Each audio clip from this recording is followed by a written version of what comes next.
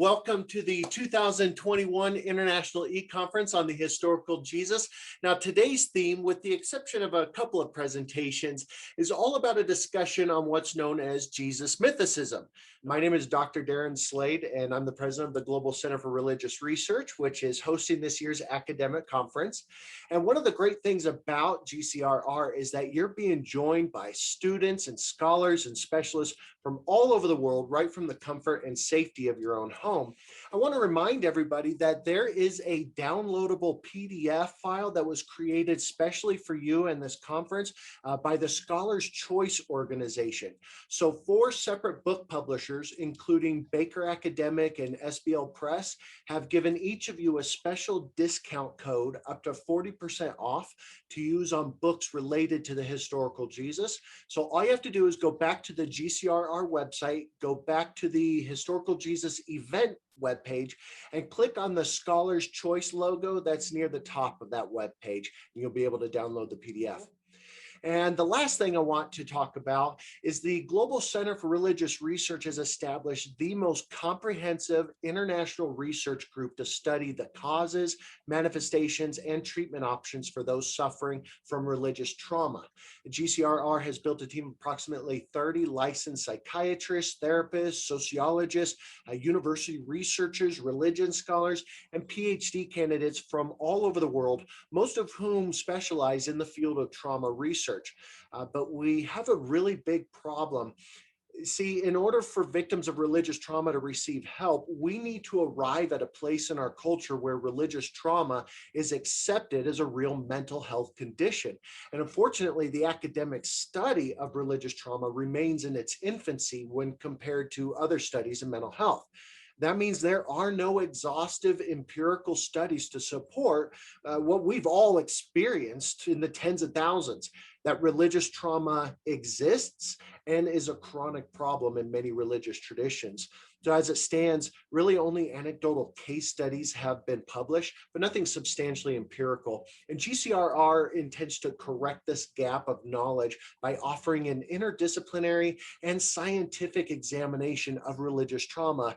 And we're hoping to get your help in supporting this project. We've set up a GoFundMe page in order to crowdsource the world's very first comprehensive sociological study on those traumatized by religion in order to help set the stage, the foundational data from which other researchers and counselors can build on in order to get people who suffer from trauma the help that they need.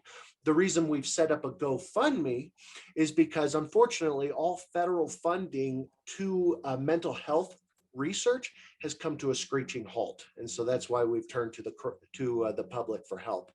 All you have to do is go to GoFundMe.com and search the phrase religious trauma sociological study, or you can click on the link that I'll put in the chat box here shortly.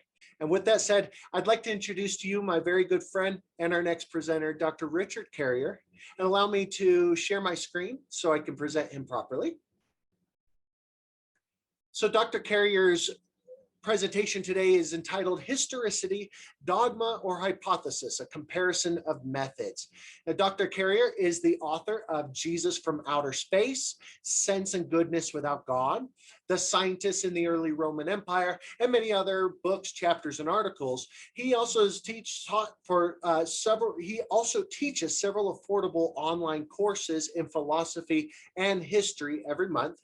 He has a PhD in ancient history from Columbia University and a wide publication history. He specializes in the modern philosophy of naturalism, the origins of Christianity, and the intellectual history of Greece and Rome. I encourage you to go to his personal website, which is www.richardcarrier.info. And you can see a lot more about his research, his publications, his current projects, and of course, you can take one of his courses, which I highly recommend. Again, it's www.richardcarrier.info. And with that said, I will turn it over to you. Dr. Carrier, you have the floor. All right. Yeah. As you all can see, unlike the petty billionaires, I am broadcasting live from an actual space station commanded by the Illuminati. This is where they keep the Jewish space lasers. No, I'm kidding. That's all That's a myth. Yeah, let's talk about historicity, dogma, or hypothesis. I'm going to share screen. Hopefully this works. Bam. Nice. Okay. I can't tell if you can see it, but I'm assuming everybody can see it. All right. Well, let's just jump right in. So the first thing to know is this is a very simple rule that you're going to find this underlies everything I'm going to talk about today. And I'll just read it. Oh, and by the way, this PDF is available to everyone. Hopefully in the chat, Darren can explain how you can get it. So I would like everybody to download it. I'm not going to cover everything in this PDF. So there's actually stuff in it that you might want to ask questions about later that I don't cover, and so on. So here I'm just going to pick and choose what I'm going to cover through it and as I go. But errors arise when historians attempt to rationalize a position they want to defend rather than seek to discover what actually is true, which requires taking seriously the possibility that they're wrong. And that means the most definitive difference between a historian defending a dogma and one doing real history lies in that singular starting point. Are they rationalizing, or are they actually checking if they're wrong? That's what they should be doing. And the three questions to ask of every assertion, fact or conclusion, is first, how probable is that? Second, how do I know that's how probable it is? And third, how would I know I was wrong? And if you can master those three questions, you can pretty much master real history. Dogmatists avoid these questions as much as possible. Now, there's a second page, or there's another page after this where I go into technical perspective, where I go into what I just said in a more technical, logical sense, but I'm not going to go over that today. I'm going to jump right into the difference between a real historian and a dogmatist. For any claim, what is it actually that makes that claim probable, other than that you want it to be, or need it to be, or have just always been told it was? And the dogmatist's thought process is dictated by the latter motives, what they want or need to be true, or have just always been told. And the difference, of course, for a historian is they're dictated by the real need to know, right? Historians actually want to know what actually is true. They question themselves and their own assumptions. They subject them to real, effective tests before converting them into assertions. Dogmatists, by contrast, will replace that with a rhetoric, basically, designed to conceal the absence of any sound or coherent reasoning behind their assertions. And that rhetoric might sound like good reasoning to themselves and others, but on close analysis, that appearance won't hold. Now let's get to the historicity of Jesus as a case study. And I'm going to use this as an example because obviously I've been working in this field, this particular subfield, for a long time now, so I've seen it all. Several historians have noted the field of Jesus studies is rife with dogmatic rather than legitimately historical methods. In fact, almost all the peer-reviewed studies, there's been many peer-reviewed studies of the methods used in Jesus studies. Nearly all of them, and in fact, all of the ones worth citing, have found that those methods don't work and are actually incapable of producing reliable history. They're usually just tools used to get the conclusion that historians want to get rather than actually discovering the truth. And if you don't believe me, I list, there's a bibliography at the end of this document. These references refer to that bibliography. These are all the studies that have been done of methods in the field. They've all been peer-reviewed, and they all come to the same conclusion. So this has led to historians trying to explain why this has happened to the field of Jesus studies. And there's more scholarship I cite there where there are actually whole books and articles written about this question of why on earth has Jesus studies this happened to Jesus studies and not other fields of history. And the result, of course, of this is that there's a bewildering array of contradictory conclusions in the field about the quote-unquote real historical Jesus, largely driven by what each author wants to have been true about Jesus, more than an objective discovery what's actually true about Jesus. And I go through a survey in my book, Proving History, which is what I cite down at the bottom here, of all of those with citations and a whole thing giving examples of just what I'm talking about. But to illustrate what I'm talking about, even 20 years ago, John Dominic Crossan once observed, and I quote, "This stunning diversity of views about Jesus is an academic embarrassment." It is, actually. "It is impossible to avoid the suspicion that historical Jesus research is a very safe place to do theology and call it history, to do autobiography and call it biography. And 20 years later, nothing about this has changed. The situation is still the same. Now, historicity being verboten. So that crisis has actually led to re-examining experts in the field, re-examining one of the fundamental working assumptions of the field, that there even was a historical Jesus that we can learn anything about. The result has not been welcome, as you've heard in several presentations so far. The first peer-reviewed monographs dedicated specifically to the question of whether Jesus even existed, published in 100 years, have concluded that it isn't particularly as definite, as defensible as the field presumes. And that's Lataster in 2019, Carrier in 2014, my book on the historicity of Jesus in 2014, and which Lataster reviewed in his book and compared it to the methods of competitors, historicists in the field. Now, the last time that this assumption was systematically defended, the assumption of historicity of Jesus, the last time it was systematically defended under peer review, rather than simply presumed or merely defended as a digression or an aside, was Shirley Jackson Case in 1911. There was a second edition in 1928, not substantially different. The field has produced no update. Instead, it has responded with questionable tactics, dismissal, and avoidance. I'm going to give examples of that, but there are actually other scholars who've already given examples of that. Meggitt, Lataster, and Davies have all written articles pointing out that there's some sort of irrational opposition to historicity that is driving historians to not act professionally. And if you want to see several reviews of this, Meggitt's article is even peer-reviewed. Lataster's book is peer-reviewed. So these are serious work. So Davies is publishing in a trade journal for the field. Nevertheless, over a dozen fully qualified experts now agree that it's plausible or credible to doubt.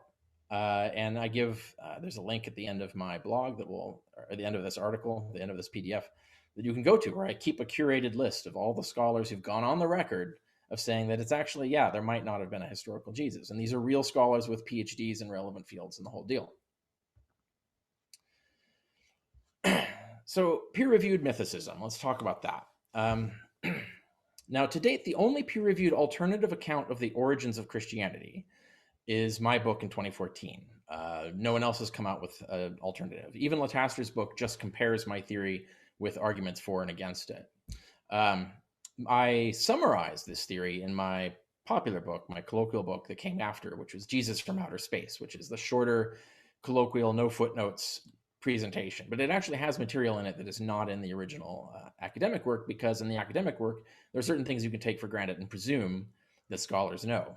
In the colloquial work, there's a lot of arguments that people who don't know these things need a little bit of summary on. So there's actually good summary that shows it from the perspective of someone who's not an expert in the field, why it's actually credible to doubt the historicity of Jesus. Now, what is that theory? This is the only theory so far that's passed peer review. There might be others in future, but this is the one that's so far the only one. This theory proposes that Jesus began life as an imagined person, met only in dreams or visions, whose incarnation, death, burial, and resurrection were preached as celestial or mystical events, real events that actually happened, but no one was there to witness them. They took place in alternative realms. Either the most likely that I argue in there is in outer space, somewhere in the sky. And there's reasons for that. I don't just make that up. But it could have taken place in many other areas. I have a note in my book about it could be the Garden of Eden in some lost place on Earth or something like that. But whatever it wasn't an event that people could witness. The killers of Jesus were not the Romans or the Jews. They were agents of Satan, basically, demonic forces. And there are actually several scholars who agree with this in the mainstream literature. This is actually not as radical as it's often portrayed. And I actually cite those scholars in my book on the historicity of Jesus. Now, so the idea is that this is how it began. It began with that. So when Paul says that all the teaching and all the knowledge of Jesus and the gospel comes from revelation and scripture, he means that. That is it. That is Christianity. As far as they knew, that's the only way they knew about Jesus or anything that happened to him. Now, a lifetime later, after Paul's death, Jesus was historicized. He was placed in historical accounts invented for various purposes, which I discuss in the book, which you would recognize as the Gospels. And as such, however, it's worth pointing out that this sequence of development for Jesus was typical, not unusual, for similar God-men back then. This happened to a lot of God-men back then. They started out as celestial, non-historical persons, were given historical biographies and portrayed as being living in history and so on. This actually is so common that we would almost expect it to have happened to Jesus. It would actually be unusual for Jesus not to have undergone this process. Now, previously, that's the theory anyway. Previously, the denial of historicity, generally categorized as mythicism, was defended by amateurs deploying mostly, not in every case, there are some amateurs who are exceptions to this rule, but most of them were deploying illegitimate methodologies that are more typical of conspiracy theorists and other victims of grandiose delusional disorders. And I mean that seriously, not flippantly. Expert peer-reviewed mythicism, however, cannot honestly be accused of those mistakes and thus must be addressed professionally according to legitimate standards of the field. If history had been a genuinely defensible conclusion of history, it would have been defended against this challenge with legitimate methods and actual evidence by now. And that has not happened, as we'll see in a moment. Now, but first I want to talk about the amateur mythicists, because I want to show the difference between competent and dogmatic methodologies versus actual genuine historical methodologies.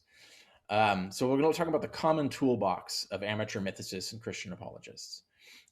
Arguing by non sequitur, for example, relying on long obsolete scholarship. Many other examples. I could go through this list, but you have this list, you can get the document, you can go through it and check what are the sorts of things I'm talking about are very typical of Christian apologists, not only Christian apologists, but also amateur mythicists. They use the same methods. This is one thing I've learned in years of doing this, fighting on both sides of the aisle on these issues, is that the methodologies of amateur mythicists often are identical to the methodologies of Christian apologists. And they are these methods that I'm talking about here, this toolbox.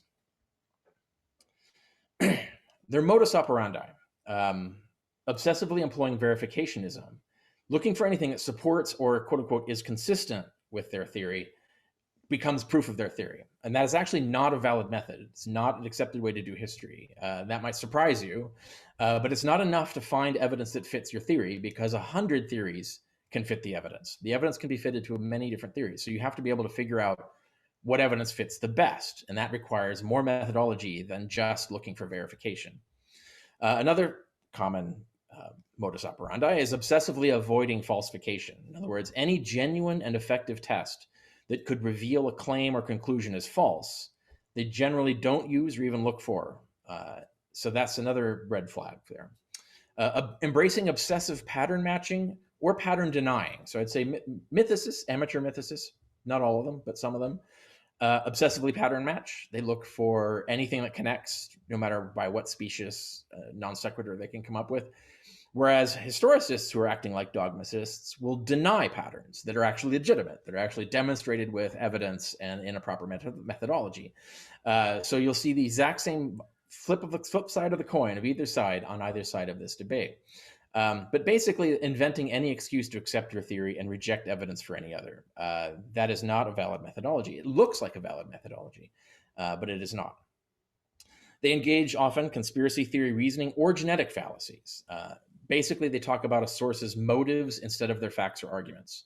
Both amateur mythicists will do this from time to time, but so will historicists who are acting like dogmatists. They'll ignore the actual facts or arguments, attack your motives, and then pretend that they have just dismissed your theory. And then the final thing is that you run into with amateur mythicists is amateurism, which I mean a failure to engage with evidence and sources professionally, and a lack of pertinent background knowledge, including languages, but other things as well, that trips them up. I'll give an example. Timothy Freak, we saw a presentation from him earlier today that actually was fairly decent. And as he said in his presentation, he's wizened up a lot over the last 20 years, so he's more cautious now, and he was more brash, I think, and back in the day. So this is a criticism of his book, which was published back in 2000. I think he has a much better take on it now. However, let's look at the book, because this is the book that people will read. This is the book that will be spread around, that will be talked about, and so on. And it's the Jesus Mysteries, written by Timothy Freak and Peter Gandy in 2000. And I'm going to give the first example. And this is the thing. So I was really excited to read this book because I was like, I don't know, like I just read Earl Doherty's book. So I knew, I can't remember which order I read which, but Doherty's book was much better. Doherty's book actually makes a solid case. It has some errors. And I wrote an article about what was wrong with it. but it actually was really good. Or Doherty's actually a competent mythicist, despite only having lower degrees in classics and ancient history, I think. But here's what we get. The first page in Timothy Freak and Peter Gandy's book it has this example where it says there's an ancient source that predates the Vatican that says, "He who will not eat of my body and drink of my blood, so that he will be made one with me and I with him, the same shall not know salvation." And they claim that this was a ritual statement from a source about Mithraism, that this is a statement of Mithra from the Roman mysteries of Mithras back then. Now, this was shocking because I had researched this stuff a lot and I'd never run into this. It's like, okay, I want to know where you found this, right? Later in the book, they even claim that this is an inscription, which would actually make this one of the best sources you can have. An inscription is like an autographed copy that survived thousands of years. So a well-provenance inscription is one of the best things you can get as far as sources. So that would be incredible. And I know we have a lot of inscriptions of Mithraism, so I was really surprised. Like, is there an inscription of this? Well, here's the problem that you run into with mythicists a lot, is that they either don't cite sources, they'll make a claim and don't cite a source, or they'll cite a source that actually goes nowhere. So the uncheckable footnote. When you check their footnote, what do you get? You get Godwin's Mystery Religions in the Ancient World. 1981, page 28. Now, Godwin has no relevant degrees, and his book was not academically peer-reviewed. That's bad already. That's a red flag. But worse, it cites no source for this. It just asserts it. This is not how you cite sources. You have to cite a source that actually goes originally all the way back to the primary evidence, or a scholarship that actually does so that when you go to the source, you can find the actual origin. In this case, it would be the supposed inscription that says this should have been cited in Godwin, or else they shouldn't have cited Godwin at all. But no, they cited Godwin. They left us at a dead end. The average person can barely even find Godwin's book, much less figure out, well, there's no citation. How on earth do I figure out where Godwin got this? The average person can't do this, much less to every claim in the book, right? So this is why this is not acceptable scholarship. This is amateurism. This is not an acceptable way to argue for anything. Now, I, being an expert and a scholar, I dug around and I found that it was in a work of Martin Vermaseren in 1963, who also, incidentally, cites no sources, but he does give enough information to track down those sources. Where we learn this quote is from a Renaissance manuscript of a medieval text, not an ancient one. In fact, a book, not an inscription, in Arabic or Syriac, not Greek or Latin, wherein the deeds and words of Christ are compared to supposed sayings of Zarathustra, not Mithras, which sayings match no actual Zoroastrian scripture, but appear only here in a collection of fabricated quotations of ancient authors based on no sources, written by a Christian, using it to prove the superiority of Christianity. This is literally the worst source you could have for anything to do with the origins of Christianity. Now, I'm assuming Freak and Gandy never checked this. They just trusted Godwin for inexplicable reasons. But anyone who did check this would realize that, oh, well, that's unusable. I can't use that. That's not a reliable source. That's a made-up quote from the Middle Ages by a Christian serving a purpose and an agenda. So, lesson here, lesson 1. Amateur mythicists, what typifies them usually is they don't cite usable sources, don't check their sources, and then make wild claims on what inevitably turns out to be bogus evidence. Amateurs are too inexperienced to know that a medieval, unsourced, Christian-influenced manuscript is literally the least reliable source for facts of antiquity one could ever come across. And this means you can't trust anything else in the book. And mind you, I don't judge that from this one example. I found many other examples, so I'm only going to cover this one because I'm short on time. But if that's the case, if I had to go through all this research as an expert to figure out what's true and what's not in the Jesus mysteries, the average person can't use the book because you don't know what statements in there are based on anything and which ones are not. So the book is useless. I can't recommend it to anyone for that reason.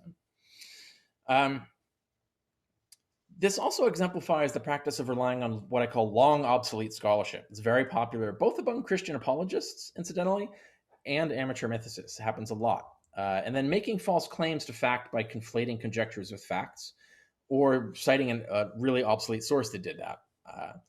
Now, here's what experts know and amateurs should learn, is that most scholarship published before 1950 is unreliable.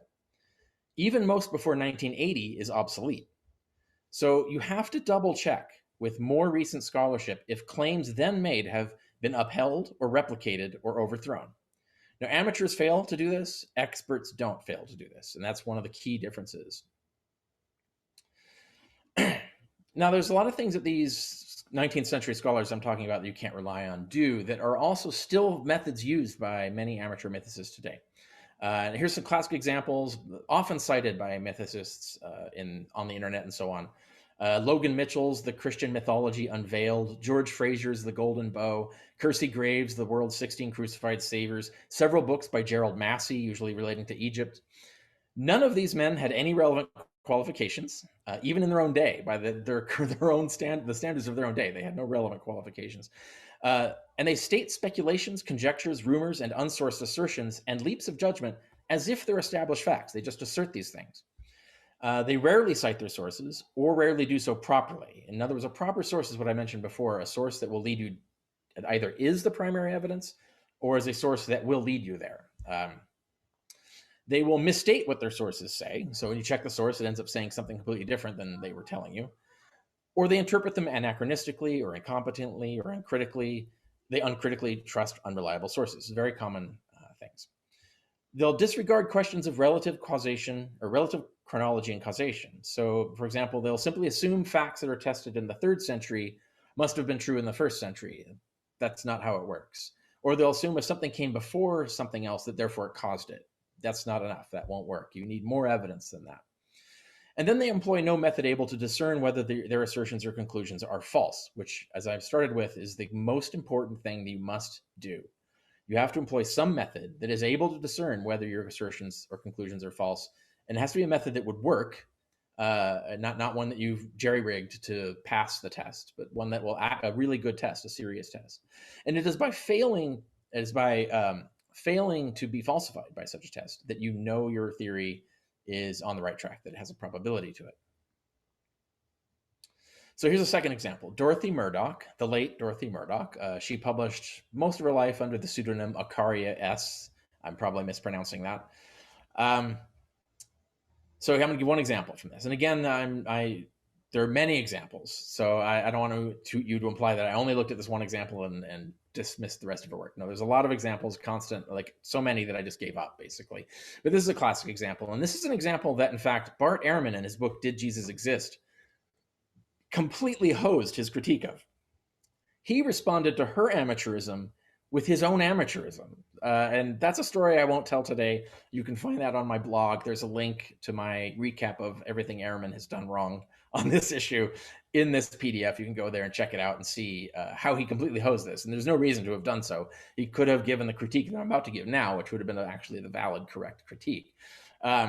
So here, let's talk about this. So there are these ancient statues of the Roman god Priapus, and this is the god of the penis.